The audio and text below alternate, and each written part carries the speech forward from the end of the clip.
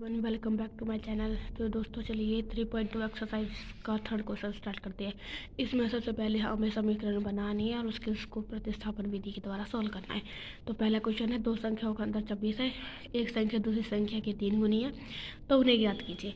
दो संख्याओं का जो हमारा अंतर है वो 26 है। एक संख्या दूसरी संख्या की 3 गुनी है। अब पहली संख्या को इक्वेशन को मैंने यहाँ पर लिखा और x की वैल्यू फाइंड आउट करी। 26 को यहाँ रहने दिया, प्लस का y यहाँ गया। अब जो x की वैल्यू थी उसको समीकरण 2 में रखने पर x की जगह पे 26 plus y is equal to 3y। ठीक है, उसके बाद जो हमारा 26 plus y is equal to 3y इसमें मैंने पुट कर दिया। उसके बाद जो प्लस का y था इसको माइनस का y में इधर ले आई। 3 में से 3y में से 1y जाएगा, 2y बचेगा और 26 आ जाएगी। जब मैं 2 को 26 से डिवाइड करूँगी तो 13 आ जाएगा। तो y की वैल्यू क्या जाएगी, 13। y की वैल्यू 13 आ गई। तो समीकरण 2 में एक में रखने पर x minus y is equal 26। अब x को ऐसा ही रहने दिया और y की जगह पे माइनस का 13 is equal to 26। x is equal to 26 plus 13, क्योंकि यहाँ पर 13 प्लस का था, इधर माइनस का था, इधर आके प्लस का हो गया। और जब 26 को 13 को जोड़ेंगे तो 39 आ जाएगा। तो x की वैल्यू 39 और y की वैल्यू 13 आ चुकी है। ठीक है, चलिए इसका दूसरा पॉइंट सॉल्व करते हैं। दो समपूरक कोणों में बड़ा कोण छोटे कोण से 18 डिग्री अधिक है, तो उन्हें ज्ञात करिए। समपूरक कोणों का जो योग होता है वो क्या होता है, 180 होता है ना। x plus y is equal to 180 होता है। ठीक है, और x minus y is equal to 18, क्योंकि बड़ा कोण छोटे कोण से 18 डिग्री अधिक है। बड़ा कोण जो है वो छोटे कोण से 18 डिग्री अधिक है, इज इक्वल टू 18। ठीक है, तो ये दो क्या हो जाएंगे, हमारी इक्वेशन बन गई है। ओके, चलिए इनको सॉल्व करते हैं। अब दो हमारी इक्वेशन बन गई है। तो जो ये वाली इक्वेशन थी ना, x minus y is equal to 18, तो यहाँ से मैंने x की वैल्यू फाइंड आउट कर ली, 18 प्लस वाई। अब इसको समीकरण 1 में रखने पर x plus y is equal to 18। तो x की जगह पर 18 प्लस वाई प्लस का y as it is equal to 18 plus plus 2y हो जाएगा। 180 में से जब 18 जाएंगे तो 162, और जब मैं 2 से 162 काटूंगी तो 81 आ जाएगा।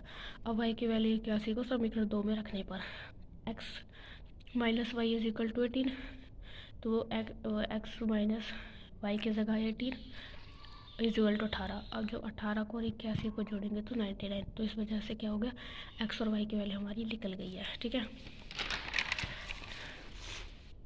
चलिए इसका तीसरा क्वेश्चन जो है, तीसरा पार्ट सॉल्व करते हैं। एक क्रिकेट टीम के कोच ने 7 बल्ले तथा 6 गेंदें 3800 की खरीदी। उसके बाद 3 बल्ले तथा 5 गेंदें 1750 की खरीदी। मान लेते हैं हम x और y, गेंदे और बल्ले। अब हमें बल्ले और गेंदों का जो है मूल्य ज्ञात करना है। तो सेकंड इक्वेशन मैंने लिखी, x plus 5y is equal to 1750, x is equal to 1750 minus 5y, और ये इधर इसके साथ मल्टीप्लाई में 3 इधर आके इसके साथ डिवाइड हो जाएगा। अब x की वैल्यू को समीकरण 1 में रखने पर 7x plus 6y is equal to 3800। 7 as it is रहा, x की जगह 1750 माइनस 5y अपॉन में 3 लिख दिया, प्लस का 6y ऐसे रहा, और यहाँ पर हमने 318 लिख दिया, 3018 लिख दिया। उसके बाद जब मैं 7 की 1750 में गुना करूँगी तो 1250 आएगा, 12250 आएगा। और उसके बाद जब मैं 7 की 5 में करूँगी तो माइनस के 35y आएगा। उसके सारे के अपॉन में 3 आ जाएगा। ऐसा मैंने क्यों किया, देखो इसके नीचे कुछ नहीं है तो 7 के नीचे 1, तो पहले मैं इसको सॉल्व कर लूँगी इस इक्वेशन को, और 7 के अपॉन नीचे भी क्या लगा जाऊँगी, मैं 3 लेके आऊँगी। उसके बाद मैं इस इक्वेशन को इसके साथ सॉल्व करूँगी तो इसके अपॉन में मैं 3 लेके आऊँगी। इससे क्या होगा, जो सारे के अपॉन में 3 आ जाएगा, और फिर ईजिली हम तीनों को इधर ला सकते हैं, तो इससे क्वेश्चन करना ईजी हो जाएगा। ठीक है, 12250 माइनस के 35y अपॉन में 30 प्लस 6y। अब इसके अपॉन में कुछ नहीं है तो 1 है, तो 1 से इसको मल्टीप्लाई करेंगे तो एज इट इज आ जाएगा। और जब मैं 3 की 6 में करूँगी तो 18 आ जाएगा। इससे क्या होगा, 18y आ जाएगा। इससे ये होगा कि जो 3 है वो सबके नीचे आ जाएगा। Is equal to 3800। उसके बाद 12,250 माइनस के 35y plus 18y is equal to जो 3800 है इसकी वजह 3 में गुना करनी है, ठीक है। तो 11,400 आ जाएगा और ये सब मैंने एज इट इज़ ले लिया। और जब मैं 35 में से 18y को घटाऊंगी तो माइनस के क्या आ जाएगा, 17y आ जाएगा। और 11,400 में से जब मैं 12,250 घटाऊंगी तो माइनस का